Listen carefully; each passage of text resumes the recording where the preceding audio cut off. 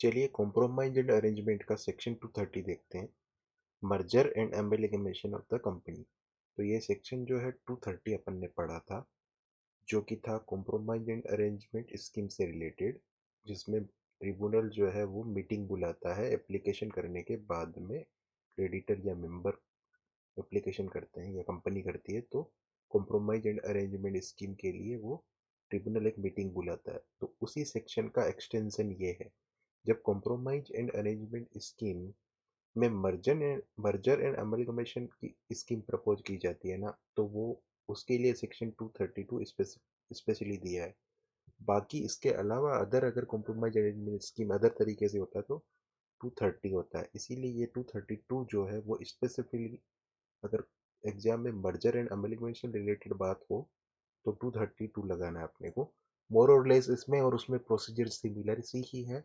इसमें थोड़ी बहुत कोई एक्स्ट्रा पॉइंट दिए हुए हैं, बाकी ये वो लगभग सिमिलर सा सेक्शन है। Section 232 of companies act 2013 empower the NCLT to order merger और अमलगमेशन। तो एनसीएलटी को पावर दिया गया है इसमें। तो सबसे पहले filing of the application for the purpose of the reconstruction. तो सबसे पहले इसके लिए रिकंस्ट्रक्शन या फिर मर्जर या अमलगमेशन के लिए, जिसपे ट्रांसफर ऑफ अंडरटेकिंग और प्रॉपर्टी एक्सेट्रा होती है, उसके लिए एप्लीकेशन फाइल कर की जाएगी।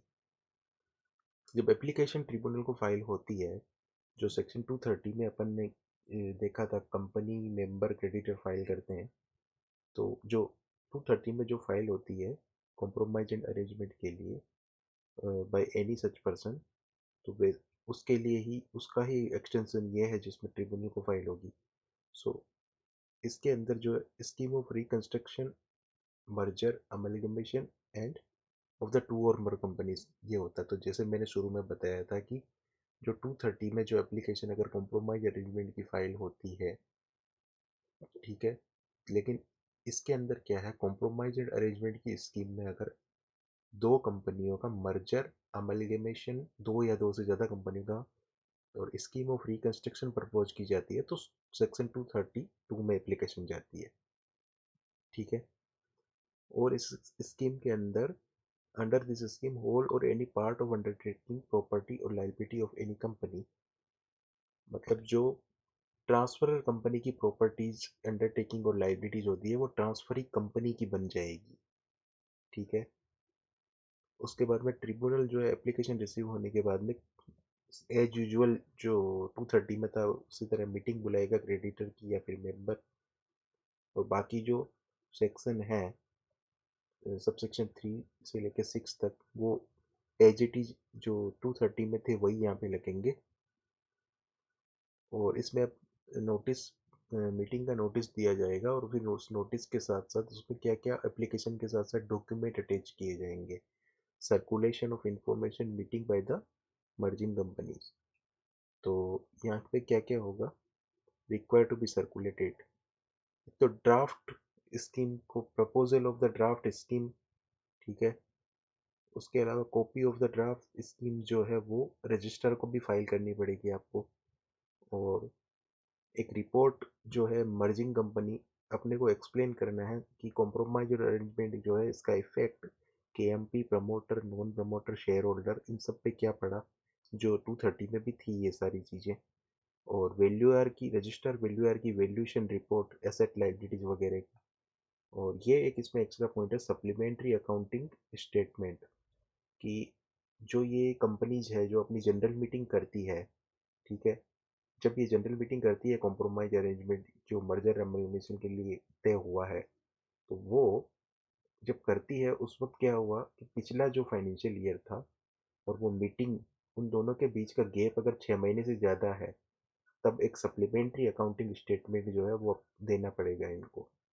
ठीक है। अब order of the tribunal on the agreement of the compromise और अरेंजमेंट। ट्रिब्यूनल सेटिस्फाई होने के बाद में कॉम्प्रोमाइज एंड अरेंजमेंट की स्कीम को सैंक्शन करने के लिए ऑर्डर पास करेगा, अगर सारी कंडीशन जो ऊपर लिखी हुई है प्रोसीजर वो कंप्लाई कर देती है ये companies, transferee and transfer companies. ठीक है। और उसके बाद में कौन कौन से मैटर जो है ट्रिब्यूनल ऑर्डर पास करके कौन कौन से मैटर इंक्लूड करेगा ट्रिब्यूनल उसमें अपने ऑर्डर में, तो उसके बारे में दिया गया है कि सबसे पहले तो transfer the transfer to the transferee company, मतलब होल और any part of undertaking property और लाइबिलिटी, सारी प्रॉपर्टीज एंड लाइबिलिटीज जो होगी होल या फिर part of the property and liability transferor company के जो होंगे वो ट्रांसफरी कंपनी को चले जाएंगे। ठीक है, और वो कैसे जाएंगे? Transfer company from a date to be determined by the party, मतलब जो इन दोनों के पार्टीज के बीच में जो डिटरमाइन होगी डेट, उस डेट को अनलेस ट्रिब्यूनल कोई और डेट ना कुछ अदरवाइज ना कर दे, तब तक तो वो पार्टी के बीच में म्यूचुअली जो डिसाइड होगी ना डेट, उस डेट को ही ट्रांसफर हो जाएगी वो। और the allotment and appropriation by the transferee company, मतलब ट्रांसफरी कंपनी उन उसको पेमेंट भी तो करेगा ना, तो पेमेंट शेयर्स में करेगा, डिवेंचर में करेगा, या जो भी पॉलिसीज होगी उनकी कौन से इंस्ट्रूमेंट में करेगा कॉम्प्रोमाइज अरेंजमेंट की स्कीम के लिए, तो वो सब भी अपने को इसमें ट्रिब्यूनल के ऑर्डर में बताएगा कि भाई किस हिसाब से किया है पे। Provided that the transferee company shall not hold any share in its own name or in name of any trust whether on its behalf or on behalf of subsidiary associate, मतलब ट्रांसफरी कंपनी जो है अपने नाम में share hold नहीं कर सकती है ट्रांसफरर कंपनी के, और सब्सिडरी कंपनी के नाम भी नहीं कर सकती है, बिहाफ ऑफ या एसोसिएट या कोई भी, तो उनको कैंसिल ही करना पड़ेगा, उन शेयर को जो है कैंसिल ही करना पड़ेगा। ओके, फिर क्या है? द कंटिन्यूएशन और बाई और अगेंस्ट, मतलब कोई भी ट्रांसफरी कंपनी के अगेंस्ट अगर कुछ केस चल रहा था, बाय द ट्रांसफर कंपनी से कोई लीगल प्रोसीडिंग चल रही थी, तो continuous by the transferee company any proceeding against transfer company, मतलब ट्रांसफर कंपनी के अगेंस्ट कोई भी लीगल प्रोसीडिंग्स पेंडिंग थी तो वो अब ट्रांसफरी कंपनी हैंडल करेगी, उसके ऊपर चलेगी। और इसमें डिजोल्यूशन विदाउट वाइंडिंग अप होगा ट्रांसफरर कंपनी का, मतलब वाइंडिंग अप की जो प्रोसीजर जो चैप्टर में पढ़ते हैं ना 371 वगैरह उसमें सेक्शंस में, तो वो वाली प्रोसीजर के बिना डिजोल्यूशन होगा इसमें सीधा डायरेक्ट। और provision to be made for any person who within such time, मैंने ट्रिब्यूनल डायरेक्ट मतलब डिसेंटिंग शेयर होल्डर, जो अपन 230 में पढ़ा था कि इनकी मीटिंग होती है ना, तो कितनी वोटिंग चाहिए उसमें, majority of the three fourth value and majority चाहिए, ड्यूल ड्यूल चाहिए ना अप्रूवल उसमें, तो थ्री फोर्थ एंड मेजोरिटी की अप्रूवल चाहिए, तो 75% अप्रूव करेंगे कम से कम, तो बाकी के जो 25% होंगे वो डिसेंटिंग हो गए, तो उन डिसेंटिंग शेयर होल्डर के लिए भी जो है ट्रिब्यूनल अपने ऑर्डर में प्रोविजन मेड करेगा कि भाई उनको भी किस हिसाब से उनका जो है निपटारा करना है। उसके बाद में where share capital is held by a non resident, अगर नॉन रेजिडेंट शेयर होल्डर है कोई, तो एफडीआई या फिर गाइडलाइन ऑफ सेंट्रल गवर्नमेंट और कोई भी अदर लॉ है उसके अकॉर्डिंग उनको ऑर्डर पास किया जाएगा। उसके बाद में द ट्रांसफरी कंप्लॉय ट्रांसफरर कंपनी के जो एम्प्लॉयज हैं वो ट्रांसफरर कंपनी को ट्रांसफर हो जाएंगे। और where the transferor company is listed company and the transferee company is unlisted company, मतलब ये रिवर्स मर्जर का केस हो जाएगा ना, कि ट्रांसफरर कंपनी लिस्टेड कंपनी थी और अनलिस्टेड कंपनी में जाके वो मर्ज हो रही है या अमलगमेट हो रही है, तो उससे कोई भी लिस्टेड कंपनी में अनलिस्टेड कंपनी मर्ज होती है या अमलगमेट होती है तो उससे वो अनलिस्टेड ही रहती है, वो लिस्टेड नहीं बन जाती है। तो ये लिखा हुआ है कि वो अनलिस्टेड ही रहेगी जब तक कि वो लिस्टेड के लिए अप्लाई ना कर दे। अगर shareholder of the transfer company decide करते हैं opt out from the transferee company, तो provision shall be made for payment, तो ट्रांसफरर कंपनी के शेयर होल्डर डिसाइड करते हैं कुछ कि हमको तो भाई ट्रांसफर कंपनी में ट्रांसफर नहीं होना है, अपना सब हमारा सल्टीवाड़ा करो, तो उनके लिए अलग से ट्रिब्यूनल अपने ऑर्डर में मैटर्स उसके लिए भी प्रेस्क्राइब करेगा कि उनका कैसे कैसे वैल्यूएशन करना है और कैसे उनको पेमेंट करना है, वो ट्रिब्यूनल डिसाइड करेगा। और इनको जो, और अगर लिस्टेड कंपनी का केस है तो सेबी की जो लिमिट प्रेस्क्राइब है उसमें वैल्यूएशन की, उससे कम नहीं हो सकता, सेबी के अकॉर्डिंग करना पड़ेगा। Where the transfer company is dissolved and any fee paid by the transferor company, तो ट्रांसफरर कंपनी जब डिजोल्व होती है तो ट्रांसफरर कंपनी ने कुछ ऑथराइज कैपिटल पे फीस पे की हुई रहती है, तो अब तो ट्रांसफरिंग कंपनी में मर्ज हो गई है वो, या अमलगमेट हो गई है या रिकंस्ट्रक्शन हो गया उसका, तो ट्रांसफरी कंपनी को उसका सेट ऑफ का बेनिफिट मिल जाएगा कि भाई हमारी जो ट्रांसफरर कंपनी है जो हमें मर्ज हुई, वो अगर फीस पे करके आई है तो अब हमको जो फीस पे करनी है उसमें वो ऑथराइज कैपिटल की फीस को एडजस्ट कर सकते हैं, आप सेट ऑफ कर सकते हैं। उसके अलावा incidental consequential and supplementary matter अगर और कुछ होगा नेसेसरी मर्जर अमलगमेशन से को इफेक्टिव रूप से चलाने के लिए, वो भी जो है ट्रिब्यूनल अपने ऑर्डर में प्रेस्क्राइब कर देगा, मतलब लिख देगा।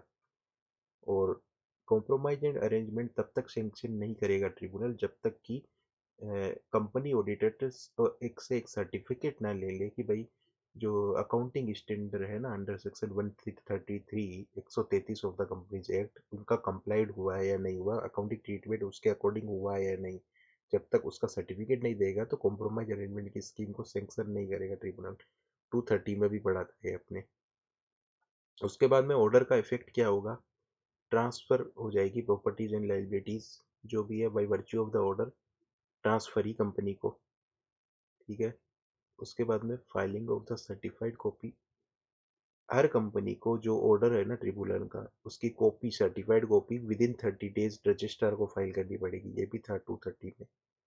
और एक मेन जो एमसीक्यू में पूछ सकते हैं, इफेक्टिव डेट क्या होगी transfer cum transferee company, effective date scheme की इफेक्टिव डेट क्या होगी, the scheme under this section shall be clearly indicate an appointed date from which it shall be effective and scheme shall be deemed to be effective from such date and not at a date subsequent to appointed date। तो ये जो scheme है वो appointed date mention करना पड़ेगा इनको कि कहाँ से ये इफेक्टिव होगी। जो फिर जो अपॉइंटेड डेट जो तय होती है उस अपॉइंटेड डेट के सब्सिक्वेंट मतलब उसके बाद की डेट जो है वो इफेक्टिव डेट नहीं हो पाएगी।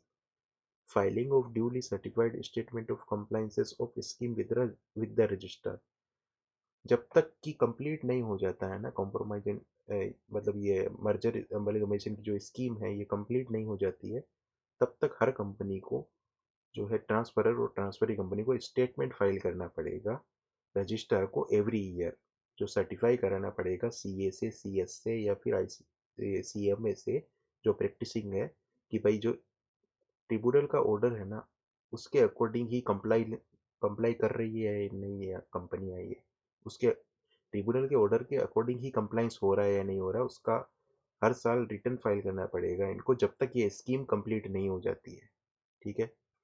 उसके बाद में फाइलिंग ऑफ ड्यूली सर्टिफाइड, ये तो देख लिया अपन ने। अगर इनका कॉन्ट्रावेंशन होता है तो कंपनी को और डिफॉल्टिंग ऑफिसर को पनिशमेंट फाइन भी लग सकता है, जो आप ये देख लेना, ये तो याद ही करने पड़ेंगे आपको। और इसमें मर्जर बाय अब्जॉर्प्शन भी हो सकता है और merger by forming a new company, अगर एग्जिस्टिंग कंपनी को ही ट्रांसफर कर रही है तब तो मर्जर बाय एब्जॉर्प्शन हो जाएगा, एग्जिस्टिंग कंपनी किसी न्यू कंपनी में ट्रांसफर कर रही है तो merger bye formation of new company हो जाएगा। चलो ये सेक्शन 230 यहीं पे कंप्लीट होता है। धन्यवाद।